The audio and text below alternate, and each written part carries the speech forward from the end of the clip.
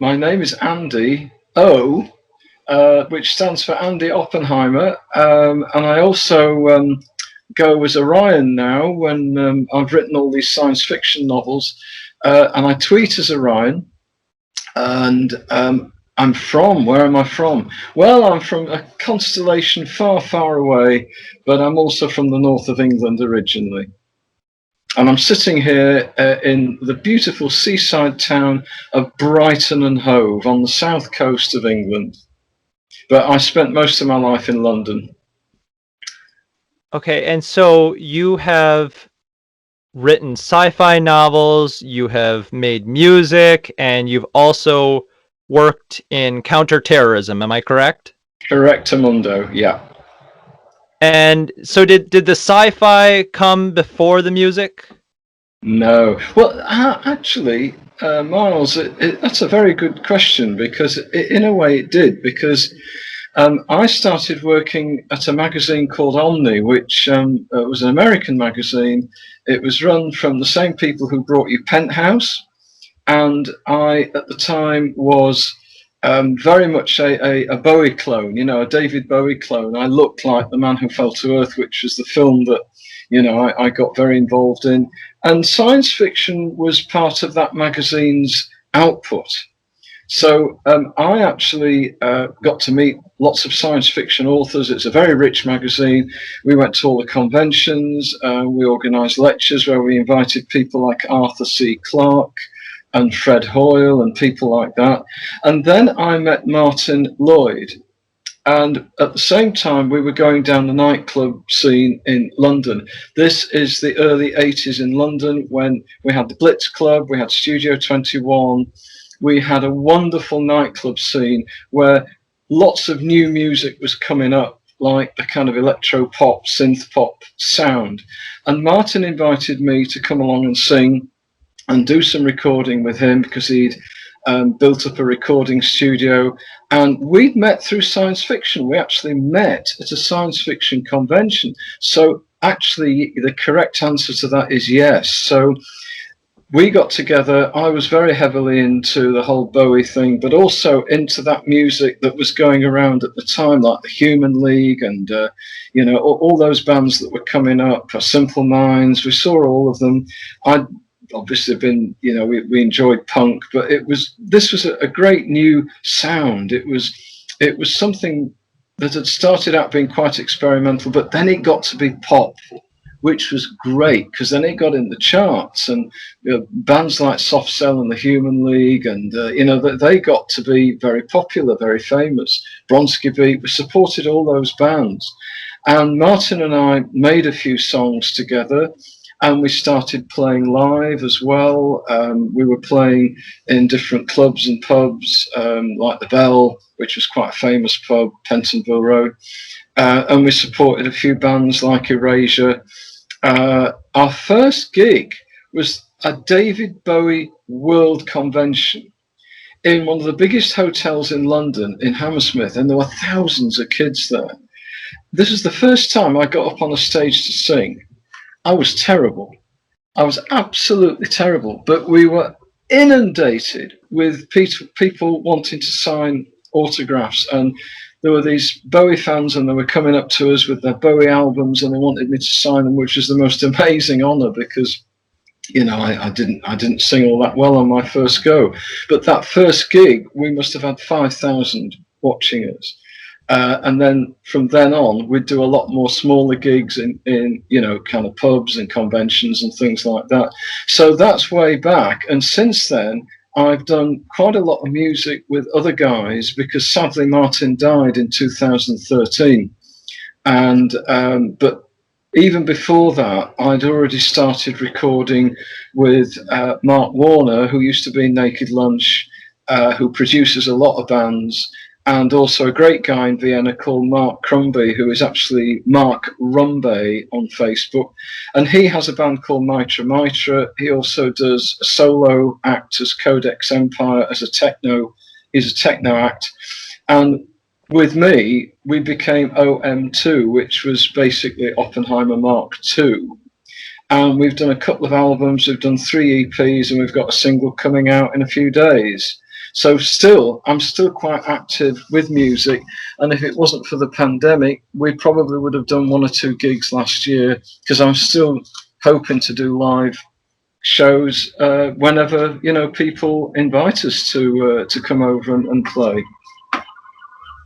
And so, kids today, they'll have a laptop and they have all the editing software they need in a laptop. What was that like making electronic music in the 80s with analog technology? I mean, what was the process of even just getting the materials needed? Don't ask me, because I haven't got a Scooby Doo, mate. I didn't do any of the technical stuff. I'm a complete moron. I can just about switch a computer on in the morning. If it doesn't blow up, that's a great miracle, great plus. It was all Martin who did all that. A lot of the people in that scene were very techie. A lot of them were into the computer revolution as it was unfolding at the time. We're talking about before the internet here. This is like ancient history, folks, when dinosaurs were crawling across the globe before the asteroid hit them on the head. And we're talking about a bygone age.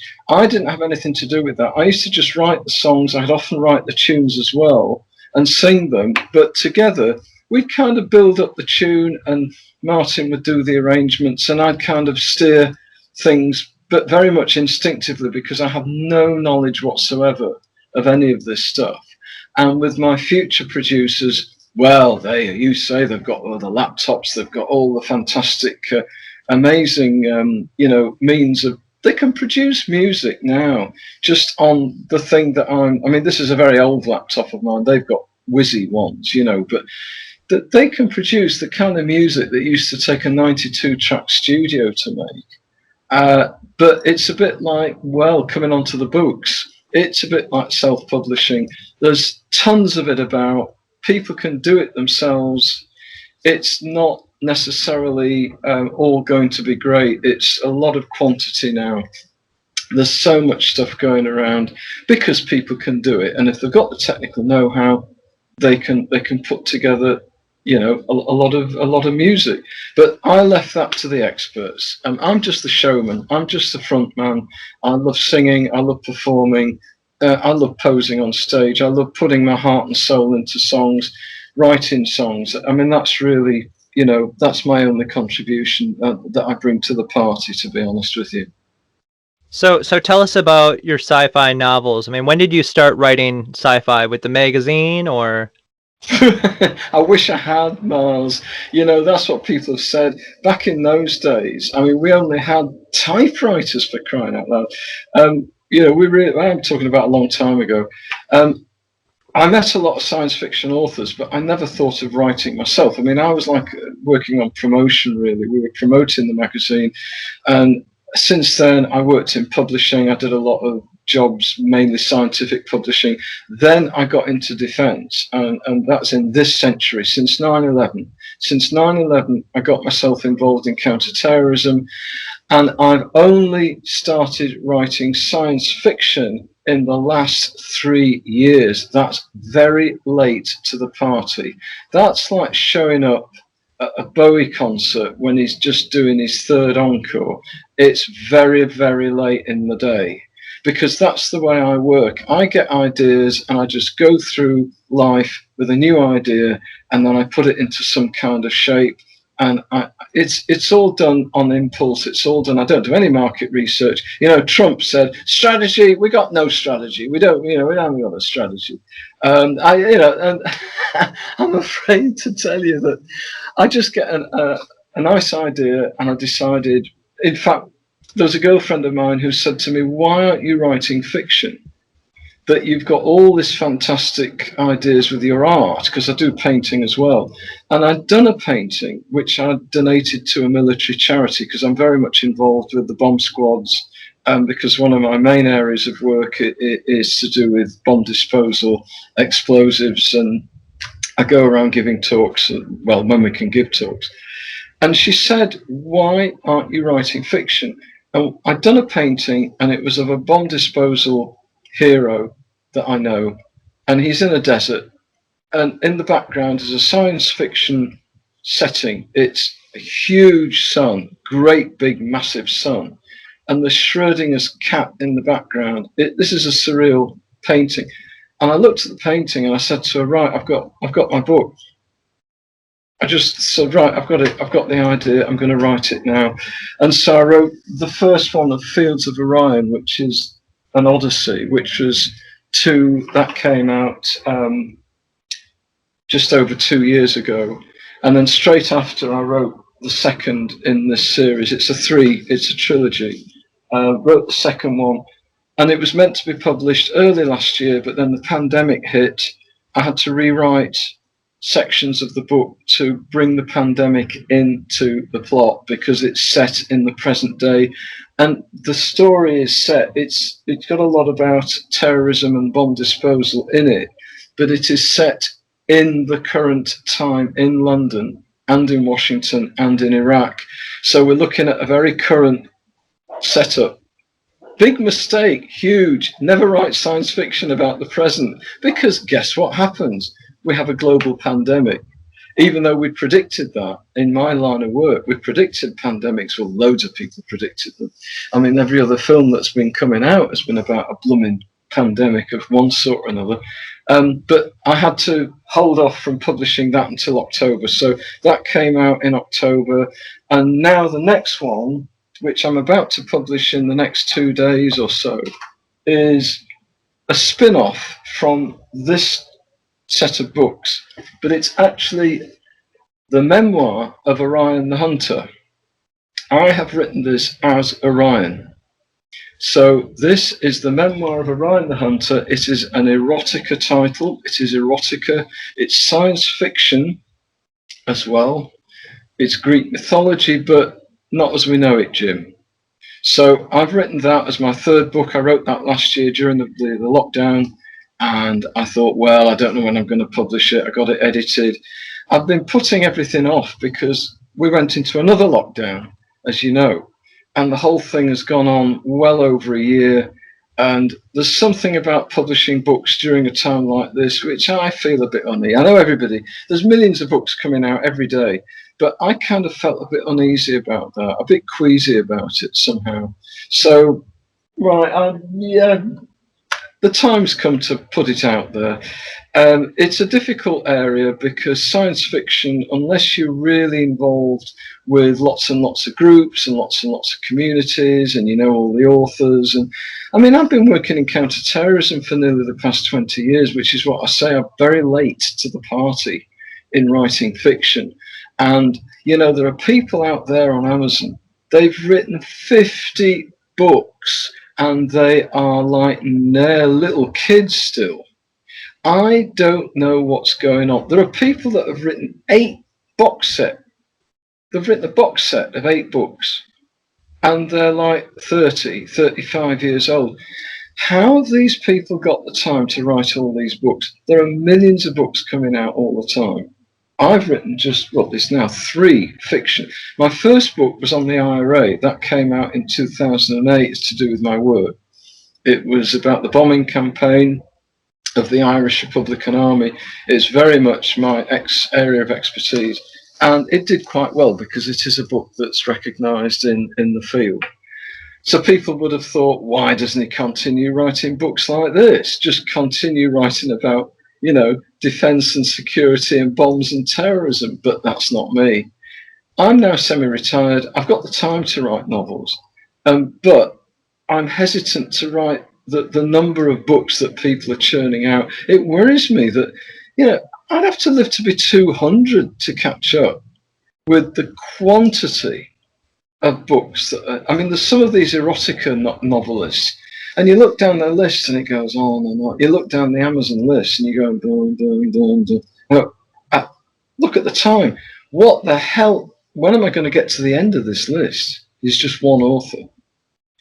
How have they got time to bring up families, go to work, have sex, go and play tennis or go to the gym? How have they got time to write all these books? Anyway, that's just my current little rant. But you know, it's quite late in the day for me to doing this, but I love doing it. I'm hoping that somehow or other. I mean, I tweet a lot. I'm on Facebook all the time. I've got a blog site now. I've got a YouTube channel.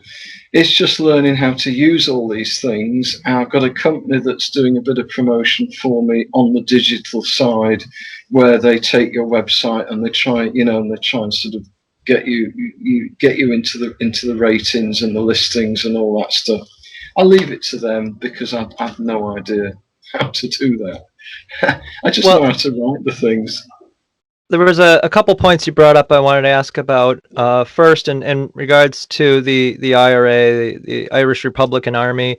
I Yeah. mean, I have basic knowledge of the early 1900s and things that happened in the 70s and 80s, but how would you describe the situation between England and Ireland and the IRA today? How long have you got? How long Is have you much got me? I got all the time in the I world mean, today. Christmas is coming, I mean, I've got to get the turkey in the oven. My father was born in Belfast, and I was brought up with an Irish. A lady that sort of brought me up was from Dublin. She was our housekeeper, and I was brought up with knowledge of the IRA long before I even did history at school. So I really was brought up with Irish culture and literature and history. And our Irish housekeeper, she had old IRA in her family, as many Irish families were. The original rebels. I happen to have been born on the date that the Irish Rebellion took place. Well, not actually the rebellion. I'm not that old, but the 24th of April, which is coming up soon, and that was the date that the rebels rose up in Dublin at the Easter Rising, and I have obviously been involved in the Northern Ireland situation. Obviously, it was when I was at school, but then my father died sadly, long before the peace agreement. But Dad used to say to me, there will not be a united Ireland in my lifetime or in yours. And it's one of the last things he said to me. He died in 1980, which was right in the middle of the last troubles. And the situation we've got now, well, a lot of it's very complicated to do with Brexit, but it's also to do with the fact that the Protestant working class, loyalist, extreme end of that side, they feel marginalised, they feel threatened because they might end up in a united Ireland, which they don't identify as Irish. They identify as British, even though last night there was still rioting going on after the death of Prince Philip. If you are truly British, are you going to go out and riot in the streets? You'd have some blooming respect. But, I shouldn't really say any more on that matter, because both sides have had to do a lot of working through their past misdemeanors and crimes, because there have been crimes on all sides, terrible, a terrorist period that took place not just over the 3 years of the Troubles, but long before that. It's got a very long history, and I think that history will take quite a long time to work its way through. It is a very small part of Europe. Even for a British person, when you go to Belfast, you are struck by how small a town it is. You can walk across the centre, and these areas where all the kind of the hot spots are, where trouble has broken out over years and years, they're very small areas. They're kind of like, it's like a kind of a ground zero of trouble. I mean, you can go to the south part of Belfast where the university is, where I did a lot of work there, at Queen's University, Belfast, and everything's peaceful. And you'd be forgiven for thinking, where am I? Where it's just a European city. There's nothing happening. And so it's a very, very concentrated, toxic mix that still persists to this day. A lot of it has been dissipated. People have become a lot more moderate over the past 20 or so, 30 years. People want to just, make a living. People go across the border to Ireland all the time, to the south of Ireland, and they come back. I don't know whether Dad is right. I think maybe he's right that it won't be my lifetime, but it might be, in years to come, maybe it will become one country, but who knows? And It's a difficult, very, very difficult history.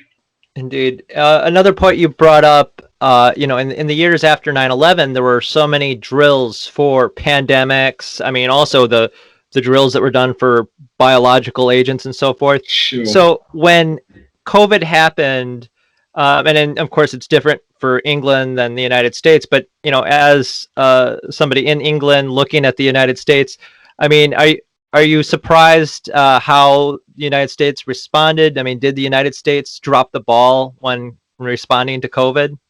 Yeah, I'm not really enough of an expert. I think that, I know I get interviewed on Sky and on television. I tend to get interviewed about immediate situations, like when something's gone bang in the night. This is too broad a scope for me to really comment on. I mean, I just know that I got into that subject area round about after the dreadful disaster of 9/11, when the anthrax attacks took place. There was a big panic about bioterrorism. And yet anybody could have told them that Mother Nature, if I dare say that in these politically correct times, Mother Nature is still the greatest bioterrorist on this planet. And Mother Nature, well, actually combined with human stupidity, which is what has caused the recent pandemic, that we're encroaching on areas that we shouldn't be in, the whole business about eating the wrong animals, or living side by side with animals that we shouldn't go anywhere near, the whole business of Ebola and coronaviruses and all the rest of it, SARS, etc. This is all due to our overcrowding and our stupidity, that we're the bad husbandry, bad farming practices, and so on. But as far as the preparation for terrorism coming from, well, it was Al Qaeda after 9/11, everybody was very worried that they would use an actual, a chemical or a biological or a nuclear or radiological weapon of mass destruction. But they'd already done it. The weapon of mass destruction was the 2 aircraft, or the 4 aircraft that they flew, and did. So I must stop that. Let me just stop my phone. Um, Stop that noise. Um, that was the weapon of mass destruction. Thousands and thousands of people killed in one day, and tens of thousands injured, and even more tens of thousands who are suffering the effects, particularly the first responders, many whom have died since from the terrible effects of the toxins that were released from the fires and the explosion, the explosions of the attacks. And the preparations that were made were, obviously that they thought Al Qaeda was going to do even more, even worse. Everybody fights the last war in this, and in some ways it's very difficult to predict. There's lots and lots of assessments are made about these terrorist groups. The doctrine of the violent jihadists, and now the right wing terror, because I've done a lot about right wing terrorism lately. And of course, we've been looking at the attack on the Capitol. I've had to write about that, January the 6th. And we look at whether those folks would resort to chemical weapons or anything like that. We don't really know. Because the thing is that in order to create these weapons, you do have to have skill and expertise. You might not need an awful lot of money, but to spread something like any kind of bacterium or virus, it's still done naturally much more efficiently than if you were to go out even with a crop sprayer or something. As we see with this current pandemic, this is the way the human race faces a threat. It faces a threat from its own stupidity in overcrowding and in poor husbandry, and the fact that we bloody well travel around so much. We never shut the ports and the airports in time. And this thing got out way before anybody started any of the lockdowns. I mean, it was already out of China long, long before. I think it emerged before the end of the last year, not last year, but the year before. So, we carry on looking at this. I mean, I'm now semi-retired, so fortunately, I I just kind of have a very selective bit of work to do. I edit a magazine which deals with the equipment and the preparations for things like terrorism, whether it's bombs and explosives or the CBRN variety. And companies obviously making gas masks, well, and face masks, all the rest of it. We've had to do a lot of work on COVID-19 because that is the current menace that is plaguing the globe. And it was not launched by a terrorist. So this is the thing, is that it's not necessarily going to be what everybody expects. Everybody was warned about a pandemic, and yet there were people in government that had advisory bodies that they had, I think they were stood down or whatever it was, and anybody could. You've only got to go to the cinema, and God knows how many films have come out about pandemics. And they're not all science fiction. I mean, they're documentaries.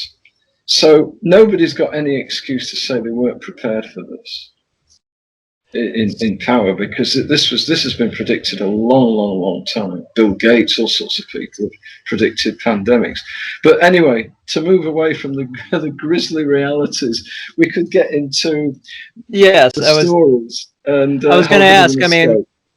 sci-fi, and as well, I mean, I listening to some of your music, for instance the song New Mexico. I remember there's a lyric in it about I'm going to quote it wrong, but seeing the spaceships flying over, and from what I saw on your website, I have to ask, do you believe that there's life outside this planet? Well, you're going to have to read my books and find out. There you are. Got to read Fields of Orion. That's my answer, and I'm sticking to it. And And even the Hunter's story. You need to read the Hunter's story as well. where can But people find your books? okay, they're on Amazon, and the Hunter's story isn't on Amazon just yet because I'm just about to go through the grisly process of uploading it in the next few days. Got a lovely cover, I can show you. Fields of Orion in paperback and on Kindle on Amazon. And I'm just trying to think where else. I mean, I've got a blog site where I kind of do little bits of extracts as well. I tweet extracts from the books occasionally. Let me just show you this. I don't know if it's going to come up on the screen because there's a lot of bright light. Yeah. I've tried to dim the light. It's a little bit sort of. I've actually painted the cover. I painted the original artwork for the cover. And this is a raunchy tale, but it's a very sad tale. It's very sad. It's quite intense. It's lots of adventure, lots of thrills and spills in it. But the Fields of Orion stories, I have used my experience in my work because it does have a hero. The main character is a bomb disposal army officer. He is the hero of the stories. So I do use a lot of my kind of knowledge, if you like, in the stories. And speaking of that early music that you've heard, do you know what? I wish people would listen to all the stuff we've done since. We've done such a lot of music since, but everybody, I get a royalty check for that album that was released on vinyl by this very nice lady in New York who set up her record label with our record as the first release. And she's called Veronica Vasichka, and she has Minimal Wave Records. And I get a royalty check which I share with Martin's widow, and that money is still more than I get from all my books put together. And that is music that we did on a very basic recording system. It wasn't done on computers or anything like that. And yet the stuff we've done since, I mean, I've done some fantastic music since. It's very hard to get people interested in it because this is something I really need to put over to you, which is really important in terms of writing novels and doing music or anything creative. If you've done a range of things like I have, people in this great big jungle that is the internet, with these billions of stars and galaxies which represent books or pieces of music on Spotify or whatever it is, they only want to see you as one thing, because they can't be overloaded with so many things in one not very important creator or artist. If you're very, very famous, you could probably get away with it. I mean, David Bowie was the great, great, amazing example of many, many decades, who had so many images and so many changes of appearance and image and music and so on. But that is a superstar, the likes of which I think we will never, ever see again. But for an ordinary Joe like me, you've got to be recognized by one thing. And unfortunately, if you've got this kind of wide ranging and changeable set of, you know, ideas that I have, I mean, I've had so many different changes and I've still got various things out there. It's very difficult because there's so much out there now, and I've just told you about how many books people are writing. I mean, one author can be producing up to 50 books, um, and they may all be in the same genre. I've already written only three, and already I'm venturing into another genre with this. This is erotica. I've never written that in my life. That was an accident because I was on Twitter one day and I was, I'm role playing Orion, and Orion is a bad boy character from ancient Greece. And I'm role playing it, and there's these erotica writers, and they're kind of posting, very raunchy extracts. So one lady kind of wrote something and she messaged me, and I wrote back in the language of Orion. I wrote back, kind of a very sexy scene, and I just did it off the top of my head. And she replied and she said, "Wow, you should write this as a story. You should be writing this." I said, "What?" I says, "I work in counterterrorism." She says, "So what?" I says, "Absolutely right. So what? I'm going to do it." Thank you. And that's the way I do things. If somebody kind of thinks that I've done something that is quite, I don't know, interesting, adventurous, and stimulating, and I know how to write. I've been an editor for many years. I've edited lots of other people's work. I still do have to edit the magazine that I'm in charge of. Put things into good language. I write in a fairly old style. I mean, I know that nowadays, for example, erotica books are full of swearing. I mean, do you know what? In this story, the F word is only in it 3 times, and there are no other words for parts of the body that are what you would call, off limits. But in Fields of Orion, because we've got army people in Fields of Orion, we've got F word all over the place. But it's not. I mean, there are some sex scenes in Fields of Orion. Actually, this is what got people to saying to me, you're right. You're writing these really quite steamy scenes in a science fiction novel. I says, well, lots of people do. I mean, there's lots of science fiction that actually has. Blimey, they're doing all sorts of stuff up in space. And I thought, well, what a good idea. I think I'm going to take the character out of these books and role play the original Orion character. Orion the myth actually permeates this story, but in a very loose sort of way, because it's a modern character, it's in the present day. And I then thought, right, well, I'll go and do because there's all these people on Twitter who role play gods and goddesses. They're actually writers who write mythology stories, and they write them in the role play of, I don't know, Apollo, or I don't know, Artemis. There's so many people called Artemis, the goddess of the hunt, who is, my sort of the great love of my life. And all these Artemis ladies are really fearsome. They're really, really, really, you don't mess, you do not mess. I'm going to paraphrase the end of Bowie's brilliant single, Ashes to Ashes. My mother said, to get through this, you better not mess with Artemis. And that's the way I actually sort of stick that down on one of the tweets I did the other day. And so they're actually role playing in their writing as these characters, because I think there's a big following in America in the colleges for Greek mythology, if I'm not very much mistaken.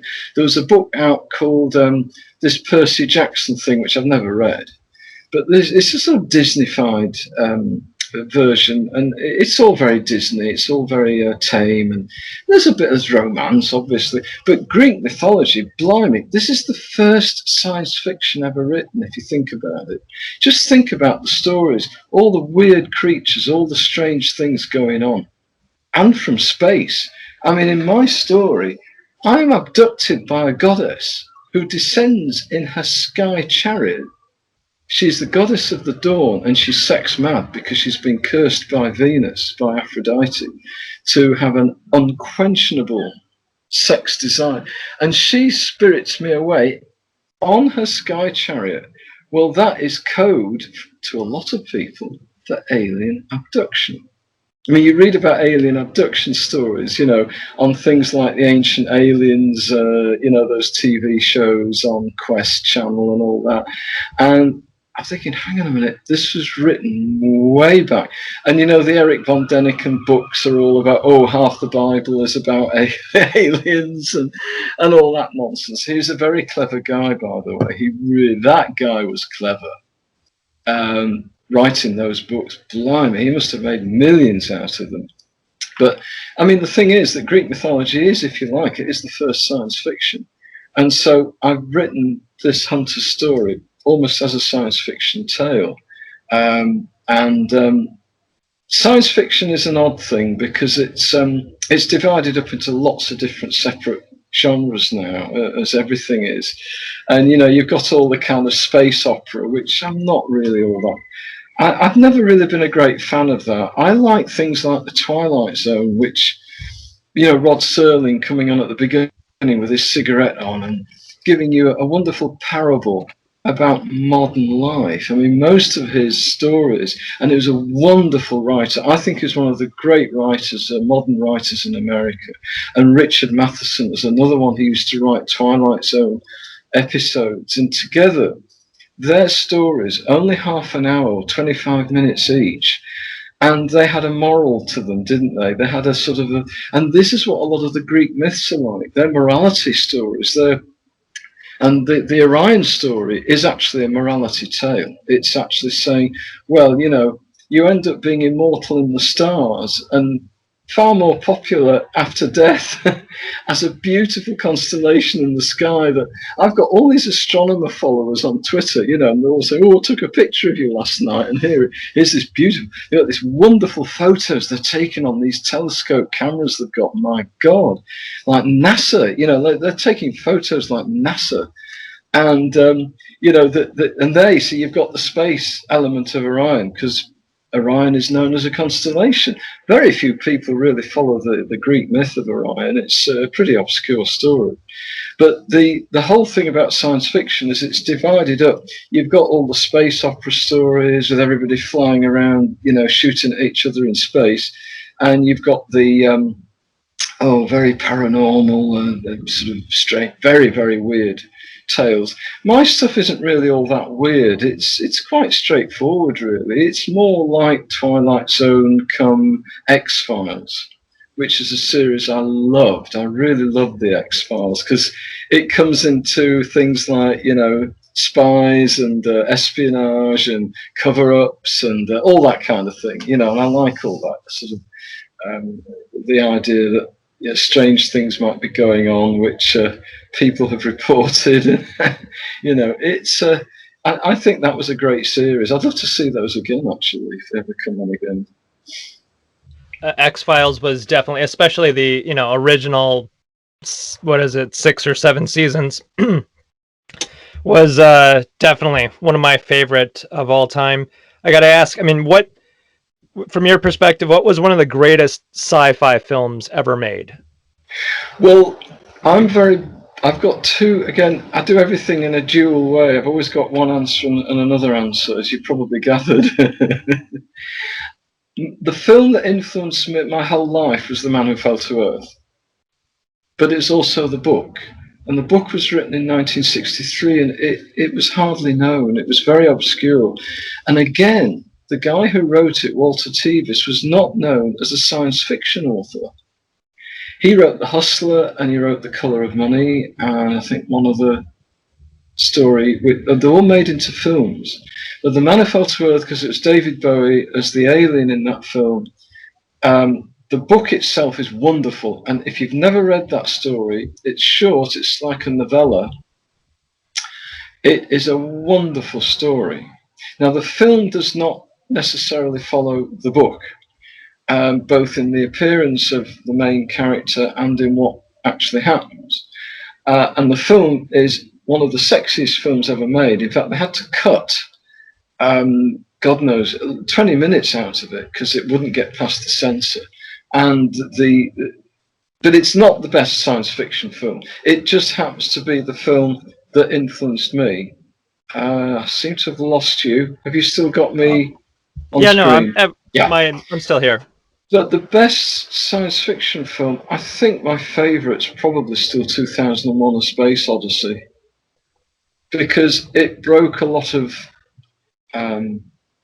it broke through not just technical, a kind of frontier in making a film that really took you out into this wondrous, first of all, the distant past, and then the immediate future, and then the far future. But it was a really, really beautiful film. The ending is always very baffling. I still don't know what the ending is, but the ending has actually influenced the way I've written that thing, the Hunter story. And The Man Who Fell to Earth is a great influence behind Fields of Orion, particularly the second. Well, no, actually both 1 and 2. But as far as great science fiction films, well, I love Close Encounters because it was greatly overshadowed by Star Wars, which I did not like. I don't like that kind of science fiction. It does nothing for me. I'm probably not really a science fiction fan at all. As I say, if you like something like The Twilight Zone, you're probably more into American modern literature than you are into actual sci-fi, as it, in its fantastical manifestations. I'm not really a big technology fan, and all the wizzy. I mean, I don't explain. Look, there's more bomb squad technology in this than there is, because that's what I know about, than there is about spaceships and how they work. Because I'll leave that to the experts. But yeah, 2001. I still love that. I'm probably going to think of something else when we finish the interview, but that is definitely the one that it was such a groundbreaking film. And because it didn't have a typical script or a typical, kind of, it wasn't, and because it had that business with the computer as well, which was quite odd, but that was very predictive. If anything, that told us more about our future, a blooming computer going crazy, than about the business about finding all these monoliths and all the origins of life and all that stuff, which is all very groovy. I mean, everybody went to see that film on drugs, if I recall, and I didn't. I deliberately didn't. I deliberately just had a couple of beers and went to watch it. And I thought, I want to watch this cold. I'm not going to get off my face watching this. Because I want to see it for what it really is. And of course, the book, and of course, Arthur C. Clarke, we met him when I was working for Omni. We actually got him to come over and give a lecture in London. And he never, ever used to leave Sri Lanka. And we persuaded him to come over because his brother lived in, somewhere like Devon or somewhere. Anyway, so I met him. He was a bit weird, I must say. But then, what do you expect? But he was actually a scientist. I mean, he'd been in, I think, was it radio astronomy or radar or one of those things in the war. And I mean, he's a good writer, very, very good writer. I mean, I did read several Arthur C. Clarke's. But that film, I'll tell you what made the film was the music as well. It was a work of art. I think that's why 2001, it's just not all about technology. I think the best of any kind of genre is going to show you the art and the spirit of people's feelings and their imaginings, or their fears and their dreams, rather than this hard, what they call hard sci-fi. Hard sci-fi is for the techno people. It's for the techies. I'm not really. I think I'm more into the material that is maybe more political, actually, more that addresses social or psychological. Psychological thrillers. I love those. Which is what I've written these as. These are more These are thrillers. These are thriller novels, and they're about actual people on Earth. They're about people going about their business. So, I like the science fiction element when it works its way into normal life, which is what you see in things like The Twilight Zone, where there's something not quite right going on here. And it's I love that. I love it when it's very down to earth, when you've got people who are thinking, ooh, that shouldn't be happening, and then they've got to investigate it. And 2001 kind of starts out quite strange and mystic. It's mystical. I think that's the other thing about that film that I love. It's got that mystical element to it, and people can interpret it in different ways as well. But anyway, I'm sure I'm going to think of other ones. But well, I got to ask real quick, as we're talking about 2001, these obelisks. First, there was one that showed up in Utah, and then all of a sudden, various parts throughout the United States, there's just been these strange obelisks found. Yeah. Have they found any in England yet? Well, there's been some very silly tweets and Facebook posts. Are very funny. I think we took the piss out of that on Twitter a lot. I have no idea, but I'm sure we'll probably find one in Brighton, because anything goes in Brighton. Brighton is the great seaside town where anything goes down here. We're a bit like the sort of the California coast of Britain. We're a very far out. We're very groovy down here in Brighton. So, who knows? I'll wander down onto the beach one day, and it'll probably just be somebody that's chucked something away from a barbecue or something like that. And before we end tonight or today, where would you recommend people go to see your books, to see your music, and your website, so forth? Well, thanks very much. I should have said straight off, Miles, for doing this, and for listening to all my endless chit chat. The books are on Amazon, and the IRA book is as well. So you can get that one on Amazon. IRA, The Bombs and the Bullets, which is a book about the Irish Republican Army and how they built their bombs, and how the bombs were dismantled, and how the bomb squads dealt with them. And then Fields of Orion, which is the science fiction series on Amazon and on .com. So it's in America, in the American Amazon, as well as the British and all the Australian and all that. All the Amazon outlets, on Kindle and paperback. My website, I can sort of ping that over. I mean, you just have to Google Andy Oppenheimer, and you'll find the website. My blog site, I'm encouraging people to look at that. It's great fun. It's Orion the Mighty Hunter. If you just put that in, you'll get orionthemightyhunter.com, and that's my blog, which talks about this book, Hunter's Story, which will be coming out any day now on Amazon, if Amazon will accept it. I've got to hold my breath. I've never ever posted a sexy title on Amazon before, but judging what they've got in their lists for erotica, my God, my hair is already beginning to curl. I've got lockdown hair. My God, I'm going to get it done on Friday. It's not been as long as this in years, but I tell you what, these erotica titles, my God! Well, if those are on Amazon, then I should be able to get mine, past the censor. So that should be up on Amazon in the next few days. The Hunter story by Orion. And the music, well, we are on Bandcamp for the music that I've done as Oppenheimer Mark II. That's MK and the 2 as the Roman 2. We're on Bandcamp, and again, just you can just Google it.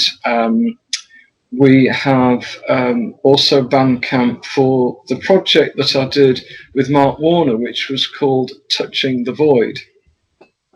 And those songs are more ballads. They are electro in the sense that there are synthesizer sound in there, but there's a lot of piano and a lot of guitar. I even did a cover of a Beatles song called Soldier of Love, which is really old. And the Beatles actually covered it. It was done by a guy called Washington, I think, because the Beatles used to do covers of soul songs. And they did this amazing song called Soldier of Love. It was the first Beatles song I ever heard. So I wanted to cover that. And it's great. It really is. I've done all the backing vocals on it. It's done as a solo single. And on the other side is a song called Hunter, which is by Dido, which I've done a cover of. These are all new work. And as far as Oppenheimer Mark II is concerned, we've got a single coming out on a recording label called Ton, which is TONN. That's coming out on vinyl. It's a double-sided single coming out in the next week or two, which has got really, really lovely super 2 songs, very danceable, quite dark as well. Synth, it's just synth pop with lots of 80s influence in there. And of course, the original Oppenheimer analysis, that's very easy to get hold of because it's all over the blooming internet anyway. And Veronica releases the vinyl on minimal wave. And so you can buy vinyl, and I think she also releases it as MP3. So it can be heard on your wonderful device that you carry around with you. So there's plenty of music that's still out there, and we want to do more as and when we can ever play live again. I mean, we were doing festivals, we were doing the festivals in places like Vienna and Berlin and Poland and all of that. And maybe next year we'll get back to doing all of that again. Before I get really too old and decrepit to go on stage. But I still love performing live, and who knows? Well, Andy, thank you so much for taking the time to talk with us today. And I will leave links into the description so that people can check out your work. Thank you. Thank you very much. And it's great to meet you. And I hope that, we meet again at some stage. By the way, I am going to be having a book launch in September because we couldn't have one last year, obviously because of lockdown. And in September, when I think people will get their holiday obsession out of their system, we will have a book launch in London for all the 3 books. And that should be great fun because we had a wonderful book launch for this first book, and it was great. It really was, before all the disaster hit.